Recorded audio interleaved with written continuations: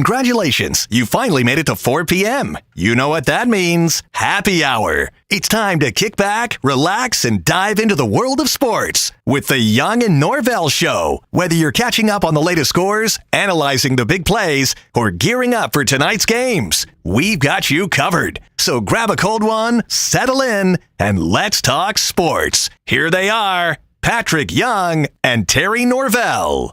Much to discuss as we kick off a brand new week of the Young and Norvelle Show right here on Action Sports Jax. Glad to be with you here on another hot one. Boy, what a scorcher of a weekend we had. The humidity was turned up to 11, if you get the reference. It was a humid one.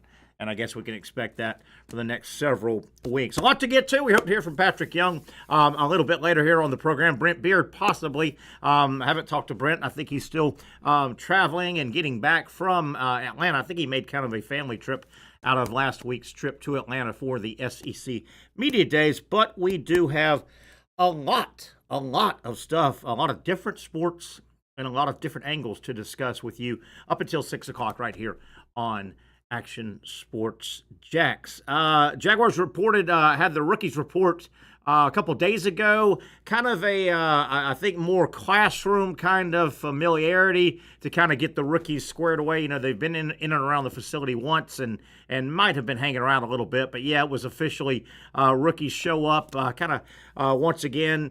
Show them where they're going, show them what they need to do, give them the playbook, and kind of get them settled. The rest of the team reports in a day or two, and then I believe Wednesday. It is all hands on deck, I believe. It's Wednesday. Training camp kind of commences with the entire team getting together, and that's pretty much the prescription around the NFL. So a lot of Jaguar talk this week as it looks like footballs will be flying. And, boy, it's right around the corner. What did I hear today on a national show? 10 days before. And I know it's not much. I know we get excited and we get unexcited the first about 3 minutes into the Hall of Fame game. But it kind of – sometimes it's just kind of a flag that we have to pass as we welcome a brand new football season. That is on the 31st, and we're sitting here on the 21st. A lot to get to. I know Patrick, when he comes on, he wants to address – what I think is just another bad look. Just a bad look for the WNBA. You probably saw the T-shirts over the weekend. Patrick said that he wanted to get into that. He's got some strong thoughts. I'm not sure which way he is leaning on this, but just another bad look, if you ask me. We hope to hear from Brent Beaird, college sports news and notes. I've got 2 or 3 things we can get to. And then, of course, Brent will always have a notebook of tons of things that we need to be aware of in and around the world of college sports / college football, as those camps will open up in, 3 weeks? Yeah, right about 3 weeks, around August 10th or so, I think is normally when the college camps, football camps open. Limited drama over the weekend in Northern Ireland. Boy, Scottie Scheffler, he just turned it into the Scheffler Open, and very little drama as Scheffler got a hold of that bad boy. I guess midway through Friday, he started his march, got at the top on Saturday, and really was never headed. He really was never pushed by anybody. He seemed to cruise. I know I met some friends, and we went to a watering hole to watch the back nine. I was pulling for Scheffler, but I kind of wouldn't have hurt my feelings if he dropped a couple strokes going out that back nine. But he just never relented, and gosh darn, he is. How big does the golf hole look to him right now? Those 8, 9, 10, 12-foot putts, I mean, they just feel like they're gonna jar. He's gonna jar it. Scheffler really not pushed at all. Gets, I guess, was that major number 4? Fourth major for Scottie Scheffler. And boy, oh boy, what a year. And remember, gosh darn, didn't he come into it injured? Didn't he get injured? I'm not laughing at the injury, but goodness gracious, he wasn't 100%. But man, he got going. Scottie Scheffler continues to dominate. And you wonder, boy, it looked like Rory McIlroy was going to jump up high on that leaderboard. And boy, did he have the crowd behind him, as you knew he would on Saturday. When he made his move, that crowd was just salivating, and they could not wait to Sunday. And it was there for McIlroy if he could have made up a couple more shots, but he never quite pushed, nor did any other golfer.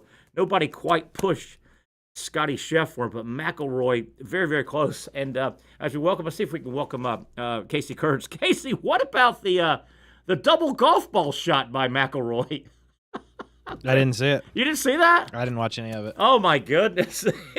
It was comic relief. And so McIlroy has driven a drive into the rough. Now, he's not in the buried rough. You can see his golf ball, and it's probably 3/4 visible, right? The bottom quarter is kind of in little thick grass, but you can clearly see it, and it's kind of in a rough area that's been a little bit tamped down, from the gallery. Sure. But and it looks a little soggy, just a kind of a wet. You can tell it's a little wet, tamped down, but it is into the rough. He missed the fairway, so you can tell by the quarter of the ball that's kind of buried. You could tell he's almost going to hit it like he's playing a sand shot.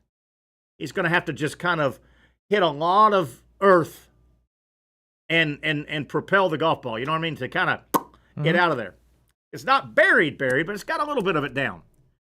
So he stands there and he gets ready, and he gets ready, and he gets ready, and he pulls that club back and takes a mighty swing.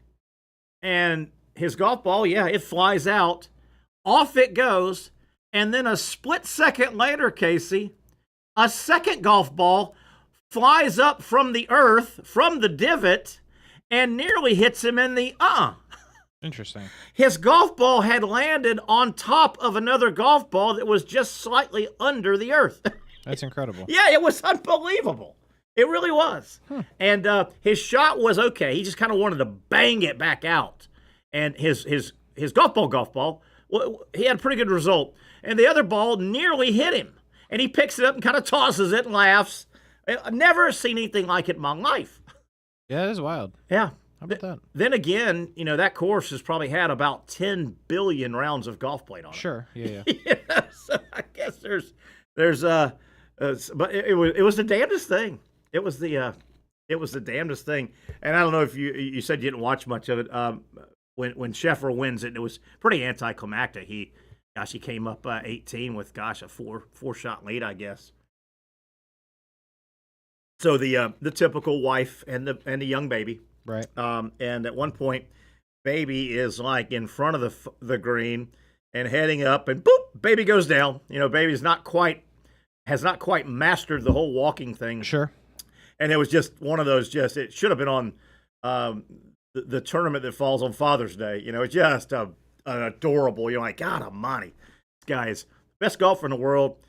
Got his great wife, kid. I mean, there's 40,000 people there adored him. Coming up. Scottie Scheffler. But it was a cute moment, a real cute moment. Major League Baseball second half is off and running. Boy, I thought a lot of stuff happened over the weekend as we get back into the first 3-game series is out of the way. It's a sprint now, about 40 games. I read somewhere over the weekend, as we know, the All-Star break, when it happens in Major League Baseball, it's referred to as the halfway point. It's about 60%, though. I read that over the weekend. They said just about 60% of the games are gone. So it's about a 60-40 now. We got about 40% of the games left. And it's starting to really take shape now. Starting to really, really take shape. A lot of weird, crazy, funny things happen. Casey, some weird, really weird, troubling stories out of, number one, a pawn shop story that involves some of the fenced memorabilia, merchandise items that have been stolen. There's been a big theft ring traveling around. I did not. Stealing. What's happened? You've had, and I think it's worldwide. Oh, you're talking about the break-ins? The break-ins, yeah. Yeah. So a lot of the high level athletes people are breaking in, knowing they're on the road. A story comes out of a pawn shop that got popped. We'll get into that in a minute. But troubling. And you wonder, I think some of Joe Burrow's collections got uncovered at the pawn shop, and there was a big arrest and all. But you really ask yourself, Casey, when you steal something that is well known, it really doesn't have any value. Correct. What are you going to do with it? Can't resell it. Yeah. You know, and I mentioned this before. And is that Patrick we have on? It is. I'm here. Hey, buddy, how you doing? So, dog. Just kind of setting the show. Glad you're with us, and I know you want to talk about WNBA. We'll get to it in a quick moment. Let me finish this out. You've heard of that ring, Patrick? That theft ring that's been going around? Yeah, man. Yeah. And sadly, I think a good amount of one of these groups were illegal immigrants. Oh no! I know, man. And they were good at what they did. They would hit houses where super athletes they knew were gone, competing in their sports, and you knew they were going to have high level items. So some Joe Burrow items were found in a pawn shop, and I think there's a big arrest. Let me take a quick peek here. New York pawn shop owner pled guilty to serving as a fence for luxury items stolen from wealthy homes in a nationwide burglary crew. Goes on to say some of the items were Cincinnati Bengal quarterback. Belonged to Joe Burrow of the Bengals, blah, blah, blah, blah, blah. You know, it really is unique. You really wonder, why does anyone steal anything of public knowledge? Because what can you do? Isn't it not valuable? You can't buy it and show it off. It depends on the item, right? If you're, I'm not giving advice to how to steal. This is theoretical. Sure. If you like, it makes no sense to try and steal championship rings. Yeah. Or anything like it has a team logo specified to an individual. A lot of football players have those really large chains on, and sometimes it has their names on it. Yeah. Like if I'm coming into the pawn shop or you with one of those big old crazy chains, they're gonna be like, why are you here at a pawn shop? Yeah. Trying to sell that thing. Yeah. And you would think, it sucks. And an example has to be made, but that pawn shop owner, he knew something was up when he saw those products. You think. Because he admitted to it that. Yeah. But then, the other side is, let's say you find on the black market a legitimate Super Bowl trophy. It was stolen from an owner of an NFL team that has a Super Bowl trophy, and you find out about it. It's available on the black market. What are you going to do with it? You can't. If you put it in your house to show it off, somebody's going to narc you out. I know. So at some point, you can't take it to your office. It's got to be one. Have you watched the show Your Friends and Neighbors by chance on Apple? No. So the premise of this show is that John Hamm, which John Hamm, I like him a lot. Yeah, he was this ultra rich, Wall Street investor kind of guy, made a bunch of money. Some stuff happens in his career, and he pretty much has nothing. Yeah, but he has to hold up because he doesn't want to be honest. To show I've lost everything. I'm back at ground zero. Right. He starts stealing items from really rich people. Can't do that, John. Can't do that, John Hamm. I mean, at one episode, he stole, and what I love what they do with this show, it's not like, hey, he just stole a Rolex. They're like, this Rolex is blah, blah, blah, blah, blah. Yeah, sure. Worth $300,000. Yeah. He can't go to the watch because, a lot of these items, they come with receipts or like a box or like a deed to the house. I can't just go and say, Terry, I'm selling your house. Yeah. Could you imagine? And because he can't go, he has to go black market.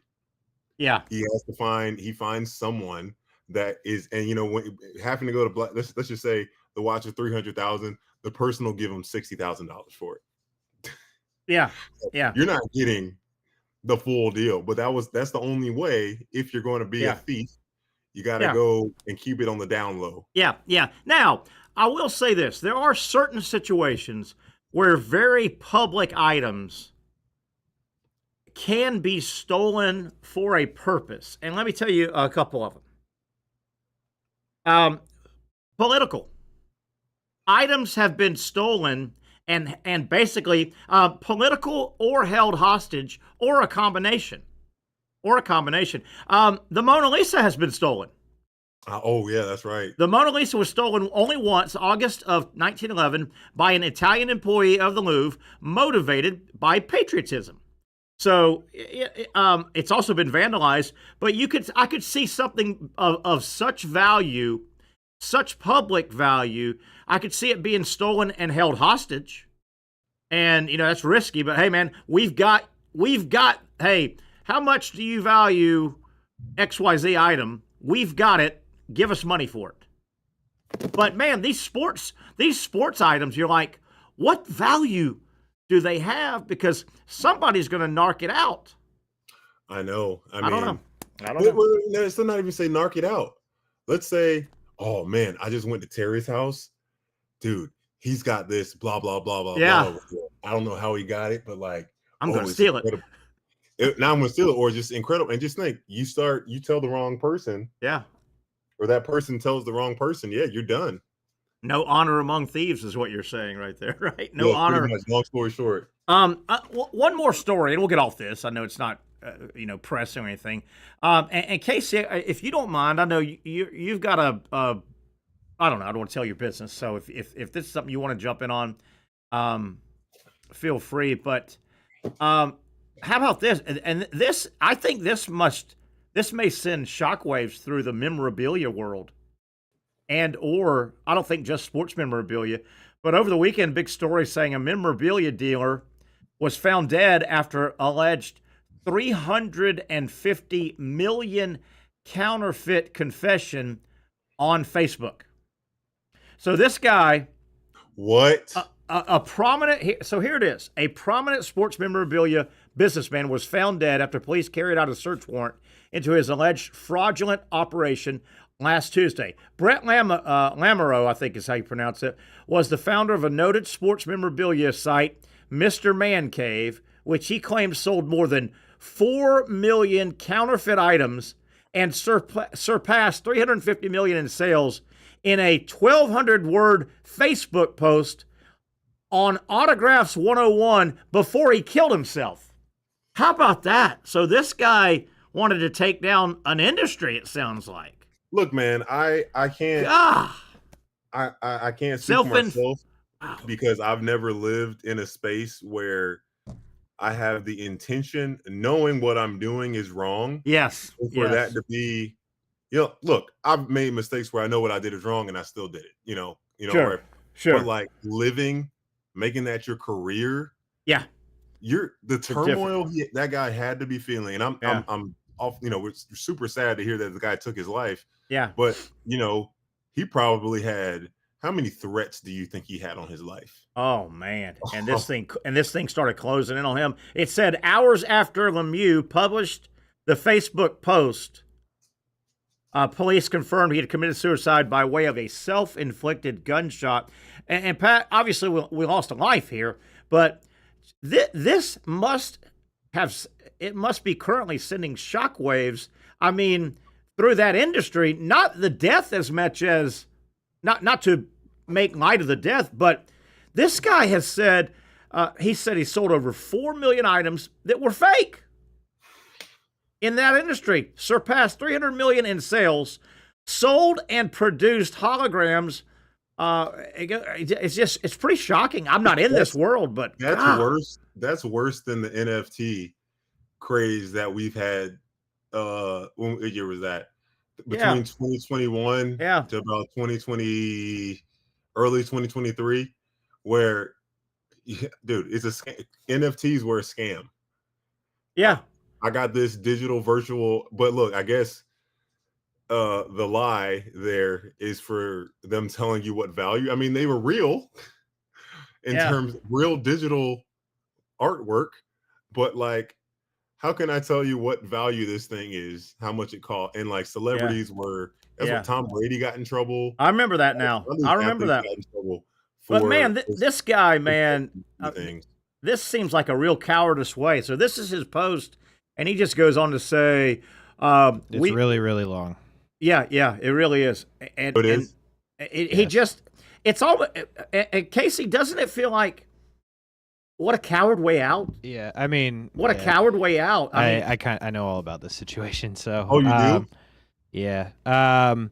Basically, he was getting raided by the FBI. Yeah, like he was found out, and told on himself. Like, there's a bunch of stuff that I could explain to you here that wouldn't make sense to you guys, but basically, the best way to describe it would be if you buy an autograph from Fanatics, there's a little sticker on it basically that says Fanatics did this, and that's how you know it's real type deal. Yeah.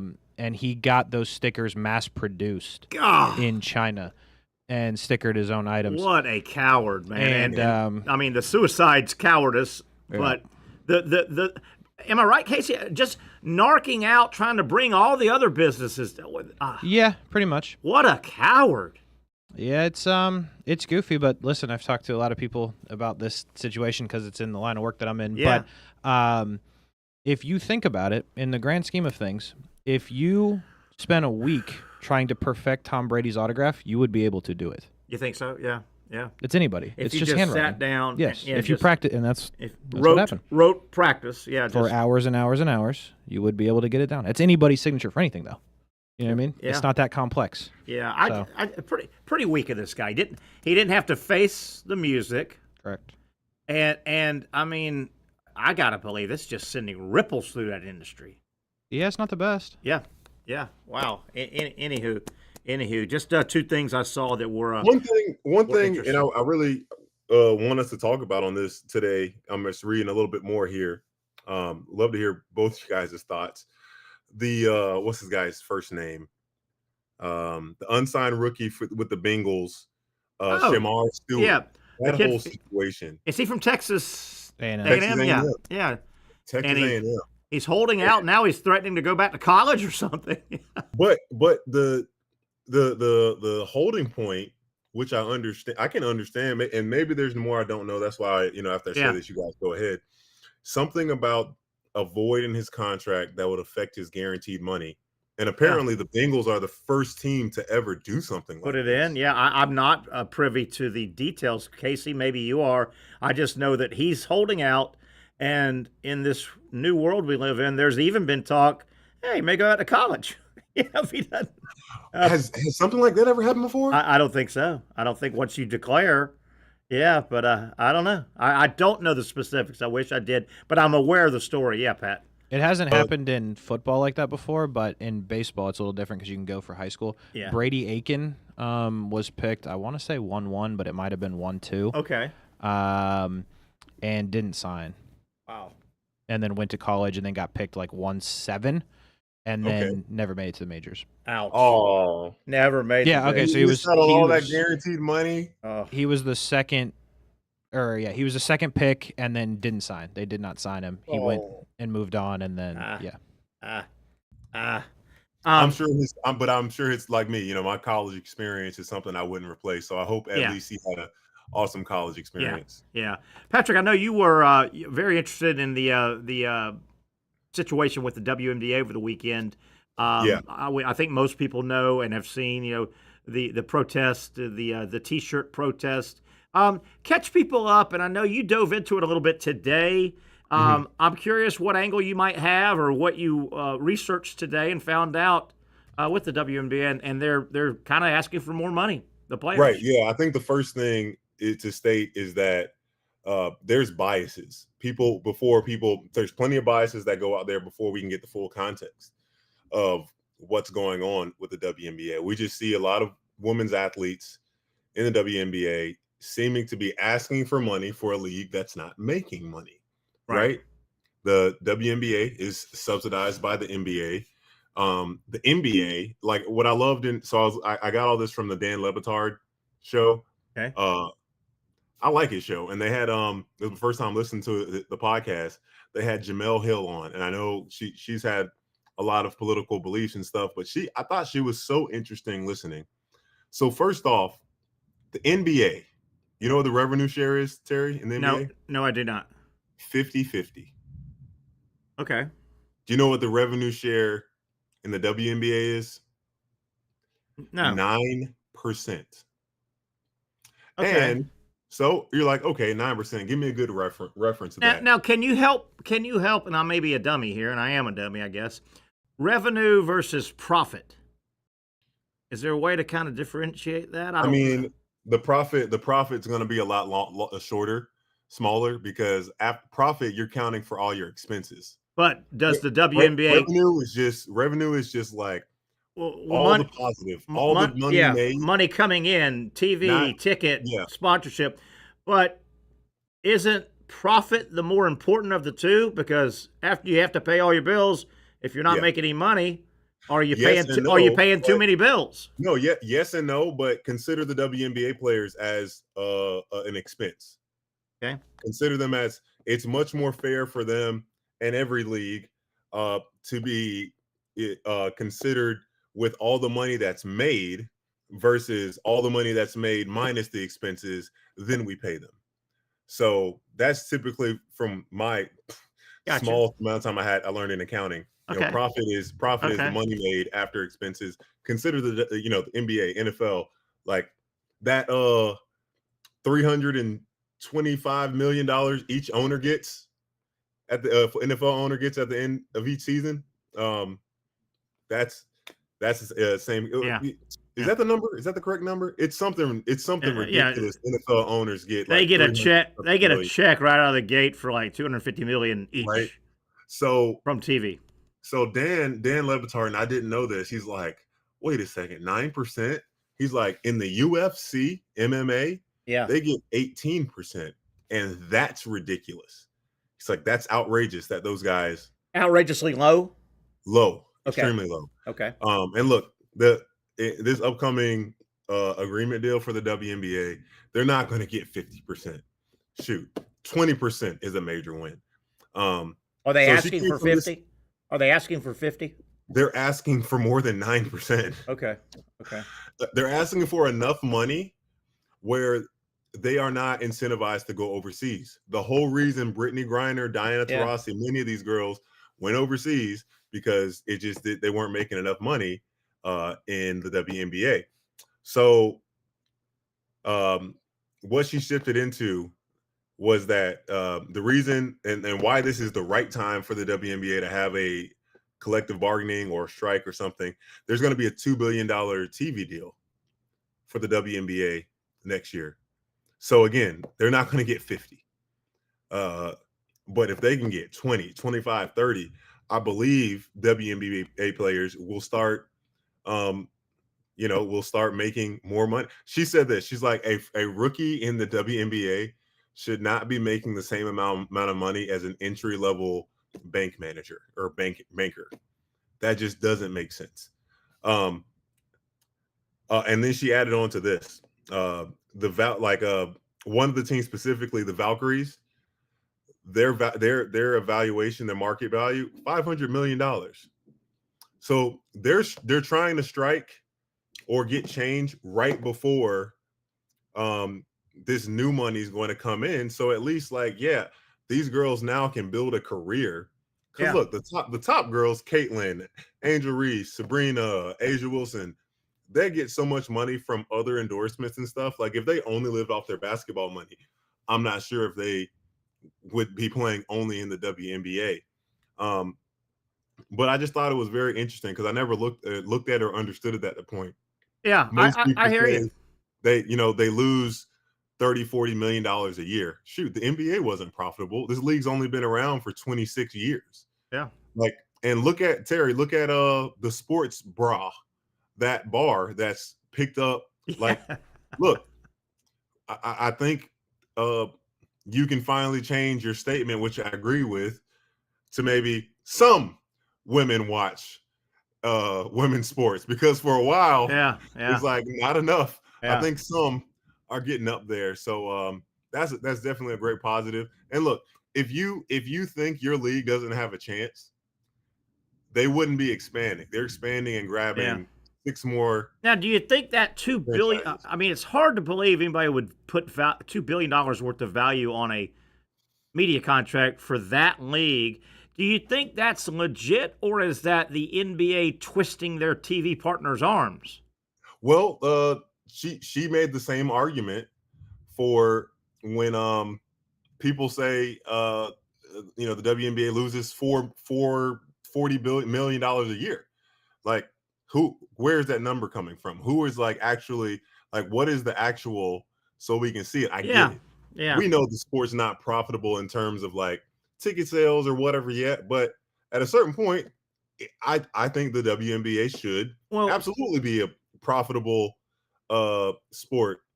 I gotta ask you though, and they gotta watch out, Terry, because girls flag football. I watched the 14 and 15 under semifinal games and the championship. Dude, those girls are good. Yeah, I saw a little bit of the boys over the weekend. Did you see that catch? Yes, I did. The kid for the Jaguar team. Better. That was way better. It was better. Casey, did you see that catch? Yeah, it was something. The flag football catch. It was way better than Odell Beckham's catch. It was something. I'm going to leave one more comment or make one more comment on this WNBA. We can take a break, come back, stick with it, move around wherever you want to go. I'm such a simpleton, though. All I know is I see the WNBA, and I don't think many people fight this. Most people understood and agree the WNBA loses $40 to $50 million a year. To me, before you can raise salaries, shouldn't you start chipping away at that loss? I mean, I'm such a simpleton. I don't get that. I agree with you, but I just don't think this league, they've been underpaid for so long. And again, I'm not talking about making the same, and that's not what the argument. I don't think the argument is they should be making as much as the men. I don't. Yeah. That's that. I wouldn't know what to say about that. I think the argument is, okay, you guys are taking of that revenue of the 100%. We're only getting 9. Mm-hmm. Again, compare that to MMA, and I'm going to send you interesting the segment, because it was at his show, the 2-hour show like us, and it was at the 1 hour and 38 mark where this discussion really, I was like, never thought about it that way. Well, being a smart aleck that I am, so I may be way off base here, and I'm being a smart aleck, but under this discussion, that league that I always pick at, the UFL, should those players ask for more money, even though they're losing gobs of money? That's a great point, Steve. Well, but I don't think you're being a smart aleck. I am, because the comeback is that UFL league is not pulling in a bunch of revenue and then just losing it to expenses. They're not. At least the WNBA is pulling in revenue. They're just losing it to expenses. But I was being a little bit of a smart aleck. But you get my point. No, I like that. You make a great point. But look. Those guys going to ask for more money. There's 14 people. The UFL is struggling, is never going to make it because, and you say this all the time, Terry, when we bring them up, who are these guys? Yes, I don't know who these guys are. Nobody knows. Who? We can't get 30 good quarterbacks in the NFL. Much less Jordan Ta'amu from Ole Miss. Why are we going to go watch him? So, all right, Pat, hang tight. Let's take a break, come back. A lot of other stuff has happened. Jaguars report to rookies report. Second half of the Major League Baseball season. NFL over-under. I got a lot of over-under we didn't get to last week. Nice. The Athletic has some of those numbers. And the British Open, what a dud. Scottie Scheffler just too good again. Did you see the double ball hit by Rory McIlroy? Yes, I did, yeah.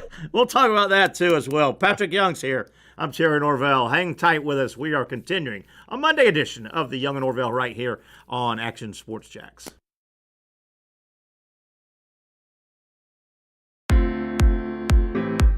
At Southeast Orthopedic Specialists, we know pain and injuries can stop you from doing what you love.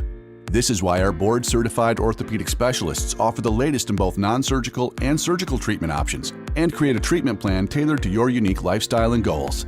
So, whether it is a sports injury or that nagging pain that's keeping you from doing what you love, our team has the right treatment for you.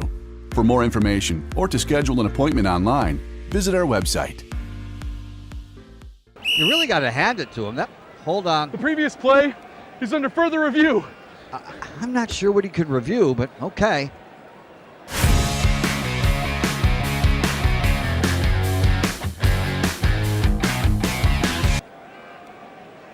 Sure has been a while. Dine in at Hurricane Grill and Wings for the football season. Well, there he is. Oh, what is that?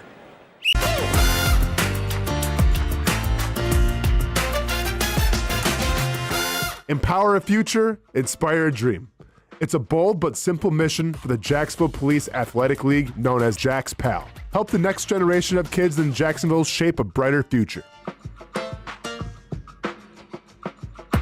Their after-school programs, teenage leadership programs. There's community outreach. It's been just an awesome opportunity to be out here with my colleagues and do something good for the community. It's really been an interesting opportunity to just see everybody work together in a way that we don't normally in the office. And there's sports.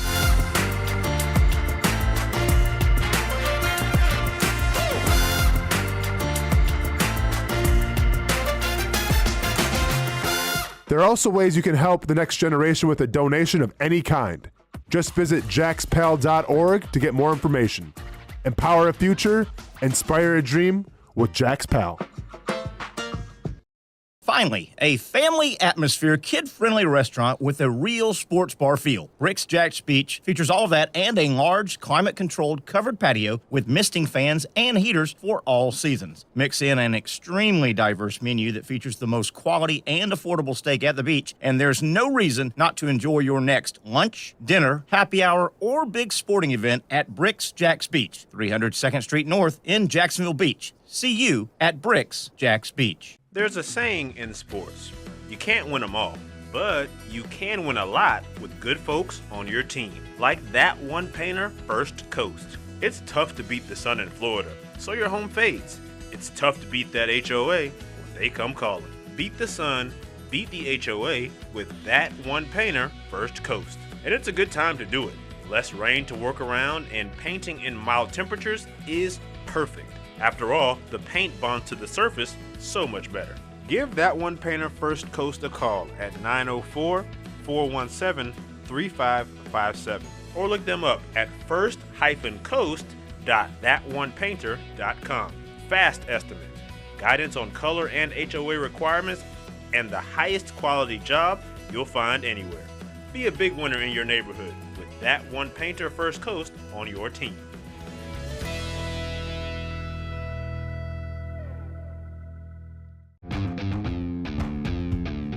When you think sports, you think Action Sports Jax, the official station of the Jaguars, on location for every game. But the most experienced team in town doesn't stop there. From high school football to the big events in the area, Action Sports Jax is always on. Now, we take that to a new level. Action Sports Jax 24/7 is around-the-clock coverage of the teams you love and the moments you can't miss. The best local sports in Jacksonville on Action Sports Jax 24/7. All right, back we are here on a Monday, kicking it off. Busy weekend of sports. It'll be that way now all the way, gosh darn, for the rest of the year. Is it football season yet? It is 10 days away from the Hall of Fame game. How about that? It is. Oh. It is here. It is That's here. exciting. Patrick Young, Terry Norvelle, and you will have no out of bounds today. Mike will be in on Wednesday. He's got some stuff going on today. Brent Beaird may or may not be. Brent's still kind of, I think Brent did the Atlanta trip to the media days last week. Oh, he's out there? And I think he kind of spun around through Alabama and did a family thing. So I'm not sure if Brent will join us, but we'll have our out of bounds. I'm not sure about Dr. Bates either. I don't know if he's on a one or I'm so 2 glad week. You just said that. What do we got? I need my mother. I think she needs to go see Dr. Bates. Oh boy! I wanted to give him a heads up. Oh boy! Yeah. What do you mean by that? Her hips. She's got a problem with her hip. I thought you. Guys, my mom, to y'all listening, she is all gas, no brakes. If you know what I mean. I thought you were saying you got to give Dr. Bates a heads up. Hey, here comes trouble, kind of thing. No, that's what I thought you meant. Here comes trouble, Dr. Bates. You know how she's done her intermittent fasted diet for 3 p.m. to 7 p.m. But she's wanted to find something she can do to start working out more. started going to F45. Oh, you told us they about had it. they got a 5-day deal for $5. So she had to go balls to the wall. And Oh, get yeah. those Oh, yeah. And of course, Come on, Mom. She's 66, man. Like, you work out, but you don't got to do F45 is intense. I went this morning. I was struggling. What was that thing that was all the rage about 20 years ago? P something. Tybo? No, P. It was a number like P67 or something. P90. P90X. P90X. What happened to that? That's a great question because I bet you, a lot of people, if you stuck to that P90X program, I think you did get some great results. So it busted your tail if you stuck to it. Maybe, hey, look, if you want to be successful in life, you can't be rigid. Adapt or die. Yeah. Definitely. All right, Pat, I don't think we got to this last week. The Athletic came out with over-under win totals for teams in the NFL. And, boy, it's difficult. When they set the number right, it's difficult. They have the Jaguars. I think they hit the Jaguars. 7.5, 7.5 wins. That makes it – see, they set this number to make it hard. Do you go over 8? Do you go under, 7? Sadly, yeah. You think they're going to be better than actually what your heart's telling? Yeah, I at 7.5, I would go slightly. I've got them 6 or 7 wins. So I'd go a little bit under. I'd go a little bit. I would have put it at 6.5. Yeah, I think that's a good number there. That 7.5 makes it difficult. It does make it a little more difficult. The rest of the division, the AFC South, they have Houston set at 9.5. So okay. Yeah. Ooh, yeah. That's a tough one. I might go over that and think they get to 10. Houston. I like that defense, and I think CJ third year. I do love the defense. Yeah, CJ didn't have, I wouldn't say it was a sophomore slump, but it just wasn't as far as they would have liked to go, after his rookie year. Will he? I mean, I think the Houston, they're in a perfect situation, a rookie quarterback that is win ready now, and they've been able to bring in all the pieces. So I wouldn't be afraid to say you said 10.5. I think 9.5. They're 9.5.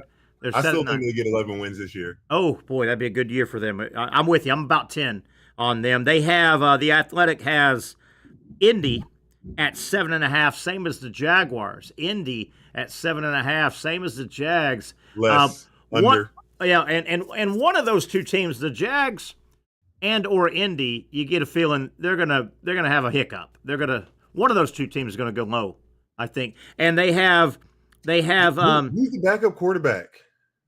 Daniel Jones or Anthony Richardson. Who knows? Who's the starter? And they've got Tennessee 5.5 wins, so they're not bullish. Man, I know Tennessee. They're projected last. They're projected 32nd to finish this year. And I don't know if you saw the. Did you see the news today? Yeah. Levis is out.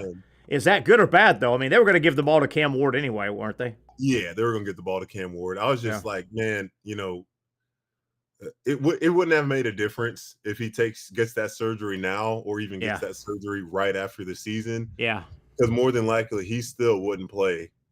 Maybe there's a chance he plays if he gets that surgery right after the season's over, but then he misses a lot. For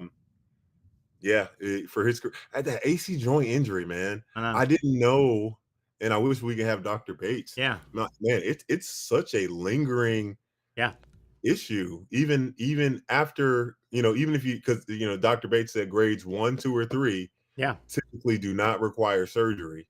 Grades 4, 5, and 6 do, and I don't. Obviously, he must have 4, 5, or 6 if he's got to have season-ending surgery. Yeah, and boy, that and we talked to Dr. Bates about that AC joint injury a lot. It just sounds like it's way down in there, doesn't it? It's in there, man. It just sounds like it's way down. I do think the Jaguars did not get a break, and you don't want an injury to really help you. But Levis is out. Okay, so that means that the Titans, even though they were probably going to do this anyway, they're going to hand the ball to Cam Ward now, right? He's going to get the ball from snap one. He's a true rookie. He's a rookie, right? The Jaguars will play him twice, and you wish you would catch a true rookie early in the year. The Jaguars get Tennessee week 13 and week 18. He may be damn good by then. I'd rather play him early, wouldn't you? I rather get it out of the way. Well, and plus, would have gotten enough time to develop at that point. I think you kind of use the word rookie a lot more leisurely after 8, 9, You're 10 right. games. Great point. In the season. That's where I'm going with this. Without a doubt, you want to get, if Cam Ward, as good as he looked, like a guy that looked so great on camera at the film, whether that's doing the easy, short, quick passes, extending plays, not turning the ball over. If my man can bottle up 60% of that and bring it to the NFL, he's going to have a great year. But I would love to see, if him and Shedeur Sanders get an opportunity to start, like how much will they struggle? Will they ever bounce back, or will like just the flashes of what you see, like, a lot of great college players, great college careers, just doesn't work out in the NFL. And I hope I hope Cam's not going to be that. But quarterback is the toughest position in all the sports. It really is. If the Jaguars have to play against Cam Ward twice this year anyway, in his rookie year, I'd rather they catch him week 3 and week 7 instead of 13 and 18, because he may, like you said, if he plays the whole year, by 13 and 18, we're probably not even using the word rookie anymore. No, and there's a chance he could have a C.J. Stroud type rookie year. C.J. Stroud or Jaden Daniels. Yeah, or Jaden Daniels. Last question on tight. Do they have much support? I don't think so. I don't think so. I don't think so. Hey, we kidded around. Casey didn't see it. I saw it, and you did as well. The British Open really didn't have much drama. Scheffler was just too good on Sunday. There was no drama. What about the double golf ball hit by Roy on Saturday? Was that the craziest thing you've seen? Yeah, I think when I saw it, I had the TV on silent, so I was like, his ball just broke. Yes. Or I was like, his ball just broke. Did he just swing under the ball and not hit it? And then he grabbed it. Like, look, again, I didn't hear what was happening. So I'm like, I see him reach down and grab the ball. I'm like, isn't that a penalty? Yeah. But if you looked hard, his golf ball, he made contact and it went onto the fairway. Yep. And then all of a sudden, unearthed was this other golf ball. His golf ball was on top of a embedded golf ball. How's that happen? How's it happen? They design all those British Open courses tend to have like the deepest rough you've ever. And it was damp over there a little bit, and there's probably been 10 million golf balls hit on that golf course, right? Do you think Scottie Scheffler? Obviously, he's not having the kind of tear Tiger had, like when Tiger was consecutively winning tournaments. But at this rate, do you think if he stays the same, this great as he is, by the time he's 45, do you think he could go down to be the best? I mean, obviously, greater than Tiger. Obviously, he's got the math works, and you got to win him. But you got to win him. If he stays healthy, he's 29. Most people say it's hard. Think about here's the math for you. He's got 4. Jack's got 18. Okay, so he needs 14 more to tie. He's pretty much in his peak years. Most people say your peak golf years. Your 30s are really good years. Your mid to late 20s through your 30s. Let's say he gets into from now to 40. Let's call it 10 years. He's right at 29. Let's call it 10 years. And let's just say one major a year. And if you play 10 more years in a row, and play in every major, that's 40 more majors you're going to play in. Opportunities. I mean, if you win 1 a year, 25%. That's still not enough. You're still not there, man. That's still not enough to go to beat the greatest. Yeah.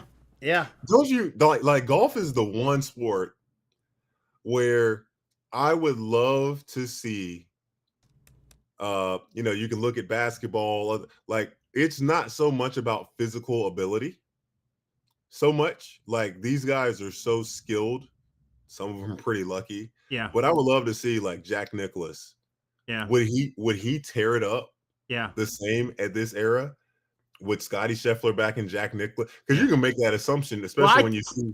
I think talent is talent. I think talent is talent.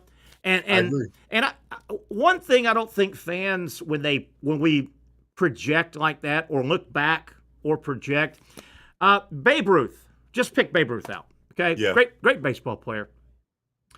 If Babe Ruth was modern day Babe Ruth playing today, he wouldn't be the little pudgy looking guy, right? I mean, right?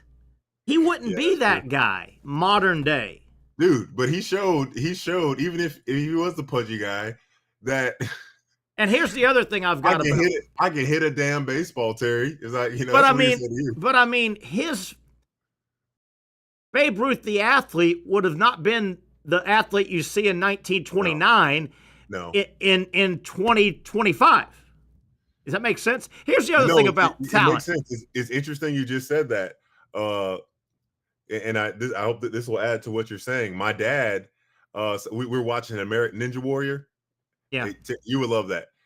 I was like, Dad, do you think in your prime, like my dad played football. Yeah. Professional football, USFL. I said, Dad, do you think in your prime you could have did this? He said, no, we didn't lift weights. Yeah. Yeah. Well, that's kind of what I'm getting at is Babe Ruth 2025 wouldn't have been eating a bunch of hot dogs for every meal. And whiskey and Coke. And whiskey. Yeah. The athlete would be different. And I also wonder about, and I get sports is physical, but from a talent standpoint, I think the older guard guys were as talented as the newer guard guys, just like I don't think Pablo Picasso is not as good a painter as a modern day painter. I think they both had talent. I don't think the modern day sculptor today is much better than, Michelangelo. I think talent's talent. Yeah, I agree with you. I think it's not a black and white thing saying I want to select this player from 2025 and see how they would do in 1975. Yeah, it's not black and white. Why is it? Like? I mean, what was the coaching like? What was all that stuff? I don't think anybody argues that. I don't think anybody would say, well, if Albert Einstein was around today, he wouldn't be as smart as everybody. Well, no, he would be as smart as everybody. Yeah. Freaking Albert Einstein, right? Great point. Yes. He's Albert Einstein, for God's sakes. I didn't get to the 1, 2, 3, 4, 5, 6 teams, according to the Athletic, over and under. They've got them in double digits, and you got to make the over under. Let me go over there. Hold on. Let me guess. 6 teams they picked as double digit over under. Need some music for this. Okay. Let's go with the Ravens, the Bills, the Chiefs, Baltimore, Buffalo, and KC. Yes, and yes. All right, that's 3. Mm-hmm. One of them I'm shocked. Because they've had so many injuries. I'm looking at the Eagles. That is 4. Your Super Bowl champion. Who am I? Gosh. Oh man. Will they take the? No, they won't take the Bengals. The Bengals, they're not. They're not on the list. They're not on that list. No. This team has come so one of the 2 you're missing has come so close to the Super Bowl. No way, San Francisco. They are one of the teams, and I can't believe they're on this list. They got them at 10.5 wins. San Fran, and there's one more that came close. So San Fran did make it. Okay, they made this list. I don't agree with it, but they made the list. I don't agree with it either.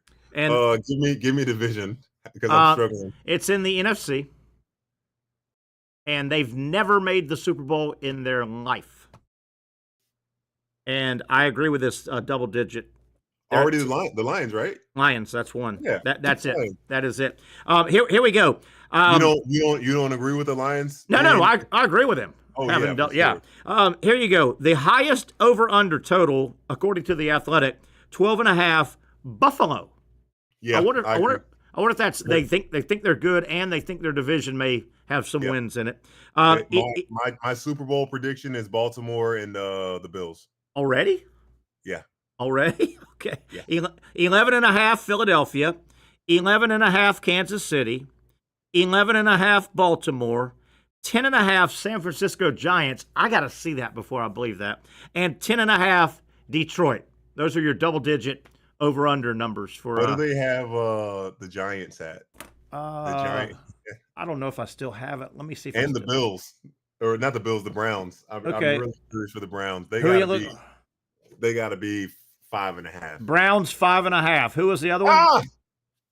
Who was the other one? Who else was bad? Is that the lowest? Because I would think the Titans they had predicted at 32nd finish last. Let me see if there's anything. It looks like 5.5 is the lowest. Tennessee's got 5.5. Any team. New York Giants, as you asked for, 5.5. New Orleans Saints, 5.5. Anyone else 5.5, and that's the low number. It looks like. I thought Tyler Cleveland, as we said, and he is now going to be the starting quarterback with the Saints. Who is that? Tyler Slow. Yeah, Slow. The guy. Yeah, terrible. That guy. I wouldn't go see him play if he played for the UFL. I wouldn't pay him. Yeah, I would pay. I would pay to not have to see him. Oof. I will pay you to change the channel. Hey man, I'll give you a few dollars if you change that channel right now. You change that channel. Outside of those top 6, any team that you're like, man, I think this team is really gonna surprise people. Let me think. Let me get to that list here, Patrick. Over under, and so are you okay? Outside of the 6 that are double digit, is there a team that we think might be getting sold short or? Yeah. Sold short. I like Detroit, but they're on there. I like Houston. They're 9.5. Would that count on your parameter? I don't know. Yeah, that counts. I just because I'm similar, but I'm looking at the Redskins. I don't think it was luck what happened with them. They've got them at 9.5. Yeah, they like the Redskins. Oh, look, they're tied. Yeah. I got and how about that? If you go over, 2 of their games are against Philadelphia. Yeah. They must like these guys. Yeah. Gosh. They like these guys. Where do they have Dallas at? Let me see where they have Dallas at. Man. I don't know what I'm a fan. I'm a Dak Prescott fan. I think I like him as a person. I have 8.5. 8.5. 8.5. I would just hate for him to have an injury this year that keeps him out, because I feel like my man, he gives it all, and football is an unforgiving game. Yeah, he had a hamstring surgery. I think so. That ended the season last year. I just hoping that he can. I'm never going to cheer for the Cowboys. Just hoping he can have a positive, healthy season this year. Seems always hurt, doesn't he? Seems always got something nagging. When he's good, though, he's really good. Yeah. When he's bad, he is awful. He really is. All right, 1 hour down, 1 to go. We'll come back, kick off the second half of a Monday edition of the Young Norvelle Show. Major League Baseball second half. A lot of storylines happened over the weekend. And Patrick, this date in sports history. See if I can you better have some good stuff. See if I can wow. Only a couple. Got a couple things. I'll see if I can wow you guys with some sports history, and we will all learn as we go. 1 hour down, 1 to go. Stay with us right here on the Young Norvelle Show on Action Sports Jax. You really got to hand it to him. Hold on. The previous play is under further review. I'm not sure what he could review, but okay.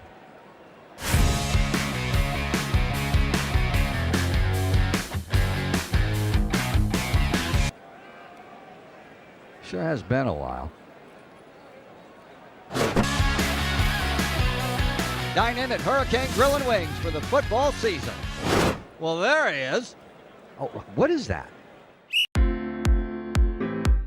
At Southeast Orthopedic Specialists, we know pain and injuries can stop you from doing what you love. This is why our board-certified orthopedic specialists offer the latest in both non-surgical and surgical treatment options and create a treatment plan tailored to your unique lifestyle and goals. So, whether it is a sports injury or that nagging pain that's keeping you from doing what you love, our team has the right treatment for you. For more information or to schedule an appointment online, visit our website. Most of us know how to throw.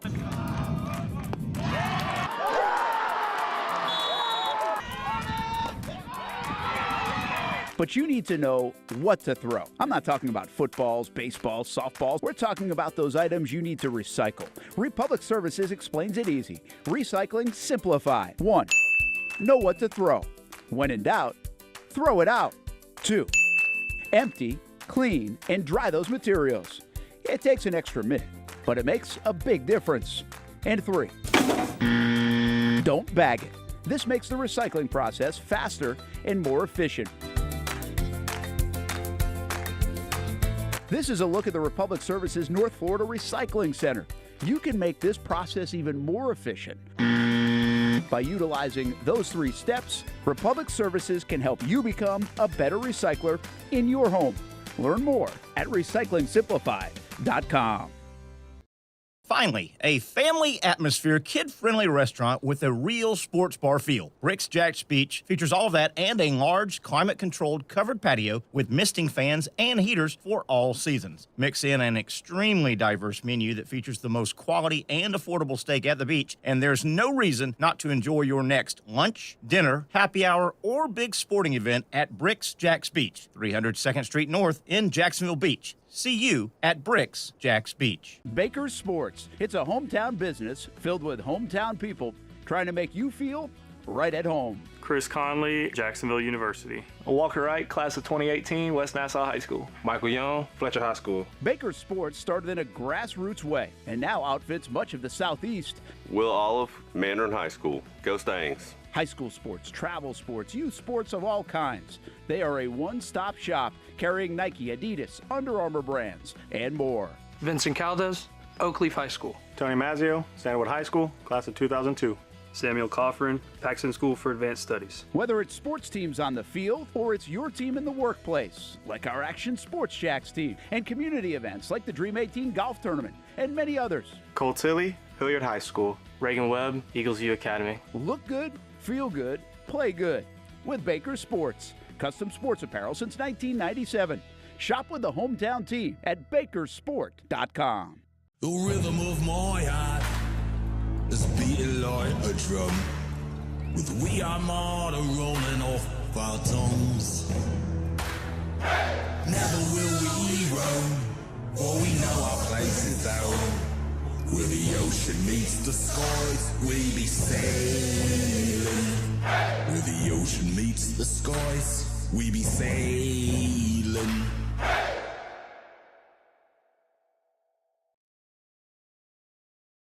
There you have it. A couple days from now, it'll be game on. It really is. It's time for the NFL and to really heat up. Preseason games right around the corner. College football right behind. And then in a weird kind of a way, college starts after the NFL, but college starts their games before the NFL, Patrick. How about that? Welcome, buddy. Hour number 2. Yeah, that always has interested me there. The NFL made a determination about 20 years ago. They think it's best for their league. They want to start after Labor Day. They think their philosophy, I remember looking into this, they said, hey, man, we just want everybody back to school, back from vacation, and they kind of made a mandate. I don't know if they'll ever change that, but they made that decision about 20 years ago. They want to start after Labor Day. When this is a sports history question, when did college football and the NFL kind of take this unspoken, unwritten kind of agreement to start at the same time? And we play on Saturdays. You always play on Sundays. It's been that way a long time, but the lines have blurred, as you know. The NFL, the NFL is kind of okay, and there was an unwritten rule that nobody messed with Friday night. That was Americana high school football night. Yeah, absolutely. And college kind of blurred that, the NFL. So but those rules and unwritten rules, if you will, they kind of blurred, man. They kind of blurred. Money does that. Yeah, money does it. Yeah. Money does that. Wanted to get to a story. We've got some sports history I want to get to, and the second half of Major League Baseball got underway over the weekend. A lot of interesting stuff. Excuse me. I want you guys to help me make anything of this story. It may not be anything. I think it might be leverage. But Casey, I want you and Patrick, if you guys can help me. Is there a story here? So Mike Florio, Pro Football Talk. Okay, this is one of his stories. A headline: Special League meeting could happen in August over ESPN NFL media deal. Okay, and so I go, what's this all about here? So here we go, guys. 4 times per year, the NFL owners gather to address NFL business. Under certain circumstances, the owners will have a special, previously unscheduled meeting. Usually it happens in connection with the approval of a purchase of a controlling interest in a team. Sports Business Journal recently reported that a special meeting could be happening in August regarding a different kind of transaction. Per the report from Austin Karp and Ben Fisher, an informal heads up has been provided with a potential meeting on the long pending deal to, get this, sell all or most of NFL media to ESPN. Oh, wow. Based on past practice, the heads up is essentially a save the date exercise, letting everyone know when a meeting could happen, if it does happen. And if has been the most important word throughout the talks between the league and ESPN, given that the NFL has always overvalued its in-house media operations. Chances are the league wants more than it's objectively worth. Final paragraph, I promise, and I'll get you guys to jump in. No, you're good. Keep going. The extra value also comes from the fact that the connection gives ESPN and Disney a leg up in the next wave of media right deals with more network streaming assets than broadcast seats. It says asses. With more network streaming asses than broadcast seats. You get where they're going there. Someone could be SOL come 2030. It becomes a lot harder to freeze out ESPN ABC if the company separately runs NFL media and if the transaction includes making the NFL an equity partner in ESPN. End of my reading, I promise. Is that allowed, that last part of the equity? ESPN having equity in that way? I think so. Yeah. My first thought, Terry, was if that happens, that might be the nail in the head on broadcast television. How about that? That might be it. Yeah, that's a good point. I didn't think there. Casey, the first thing that came to mind, that's a good one, Patrick. Very good one. I didn't think there. Yeah. My first thing that came to mind is this leverage? Is this the NFL's way of there are other broadcast partners out there, and if you kind of let it be known, you know what, we might saddle up with just one. You may be greasing the pump for the bids out there. Greasing the pump, yeah. Yeah. Say, hey, all you other ones, Amazon and Peacock, you better kick in a bunch. Casey, we'll delay it. It's inevitable, but we're willing to delay it maybe a few years. Yeah. If you guys pay us way more. But boy, would you want all your media in one basket? Casey, any thoughts on this? I know it's a lot of reading. I mean, if they're willing to pay the most, why not? I guess you're right. Yeah. Who cares? Wow. That's interesting. I think it's more leverage. I think, if you put a for sale sign in your front yard, you don't mind around the corner having a cold beer saying, yeah, I got 7 offers already. I think I'm gonna go with this one. Unless somebody comes in with more. Dang, I mean, and you come to the negotiation maybe with no transparency on that part. But man, I'm with you though. Can you imagine, Pat? You made a good point. If you went with one part, yeah, goodbye broadcast TV. Yeah, ABC, CBS, Fox, probably. They're no longer having. And look, obviously, people go to those stations for other things, but like they're gonna lose. Just think. NFL gone. Where does it? Where do the numbers end? Do they ever end? They win, man. between the NFL and what is the Premier League soccer. Those numbers just, I mean, there's got to be a cap somewhere, isn't there? I feel like that's probably the NFL's ultimate goal, to make more money in revenue and have more power than the English Premier League, because they make so much money but like the NFL has to compete with the eyes and dollars of other major, like they don't have a good basketball league or a good, it's only soccer. It's only soccer. Yeah, definitely. All right, guys. How about I've only got 3 this date in sports history, but a couple of good ones here. 1970, and these are all Major League Baseball. Obviously, this date in history we're right in the middle of baseball season. 1970, the Padres had a pitcher named Clay Kirby. This guy is cruising along. He's gone through 8 innings. 8-inning no-hitter. He gets lifted for a pinch hitter. The next pitcher that comes in behind him gives up 3 hits and they lose 3-0. And you're like, come on, Skip. So it was probably there was no score through 8 innings, but my man's throwing a no-hitter. But the team needs offense. So they lift him for a pinch hitter. The next pitcher comes in. Hold on. Obviously this guy wasn't a good hitter. And back in the day, pitchers hit, and they didn't hit well. Probably wasn't his strength. Yeah, we need a run. We need a run. 0-0, coach. Yeah. Stay with him. Nobody on the team was hitting. Yeah, well. Stay with him. Stay with him, coach. Or take one of the other guys out. Stay with him. Yeah.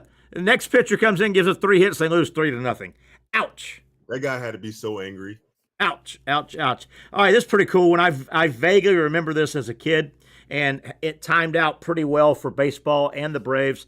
This date, sports history, 1973. Hank Aaron was Hank Aaron hit home run number 700. Okay. At this point. And as we know, right now, there's about 40, what do we got, about 55 games left. So at the time, Babe Ruth's record was 714. So Aaron needed 15 more home runs to break it during that season of 73 at this point in 55 games. So he didn't quite get there. He was like 3 short. Okay. So it worked out great because here's Aaron. He finished the season with 711 and the record's 714. So Major League Baseball got to have the entire offseason to build that. And it was a big story for 4 or 5 months, 6 months. As it should be. Yeah, absolutely. It worked out good. And then the other thing that worked out good, the Braves that year, if I remember right, they opened the season on the road at Cincinnati. And Atlanta wanted him to break it in Atlanta. Of course. So in a weird way, they're like, gosh. And I think he hit one and he got closer and might have tied it. He might have tied it in Cincinnati, but he ended up coming back the second series and he hit it in Atlanta. He hit it in Atlanta. You said, Terry, talent is talent, especially across with baseball. I'm just curious, with the technology and as the game guys got stronger, were the fences are we all looking at this close to the same distances? Gosh, in Casey, you can help me. I think some of the older ballparks had monstrously deep, like center field Yankee Stadium, center field old Tiger Stadium. Weren't some of those parks just monstrously big? Yeah, the older ones are bigger. Yeah, older ones were just. Oh, wow. Well, hell, this is going to blow you away, awesome. Patrick, and Casey concur with me, I hope. The Yankee Stadium all the way through, the 75, I think, when they redid it. Yankee Stadium's center field was like 440. They had monuments deep in center field in play. Casey, can you vouch for that? Are you serious? Center field had monuments out. It was 440. The ball rarely went out there. Casey, can you vouch for me on that? I can't because I would have been negative 46 years old. I have no idea. Old Yankee Stadium, if you look at a center field, had monuments because it was so deep. No, that is in play. That's really interesting. In play. In play. All right, my last baseball one, guys. You ready? And I'll try and look that up maybe during the break.